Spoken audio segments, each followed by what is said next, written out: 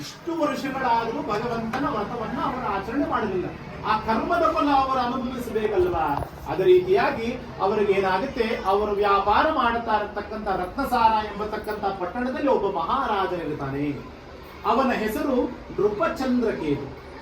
ಅವನ ಆಸ್ಥಾನದಲ್ಲಿ ಕಳ್ಳತನವಾಗುವುದು. ಆ ಕಳ್ಳತನದ ಆಪಾದನೆ ಈ ಅಳಿಯ ಮತ್ತು ಮಾವ ಇಬ್ಬರ ಮೇಲೆ ಬರುತ್ತೆ. ರಾಜ ಸೈನಿಕರು ಇವರೇ ಕಳ್ಳರಿರಬಹುದು ಅಂತ ಭಾವನೆ ಮಾಡಿಕೊಂಡು ಇವರು ವ್ಯಾಪಾರ ಮಾಡುತ್ತಾ ಇರತಕ್ಕಂಥ ಪದ್ಧತಿಯನ್ನು ನೋಡಿ ದ್ರವ್ಯ ಸಮೇತರಾಗಿ ಅವರನ್ನು ಬಂಧಿಸಿ ಕಾರಾಗೃಹದಲ್ಲಿಡಲಾಗಿದೆ.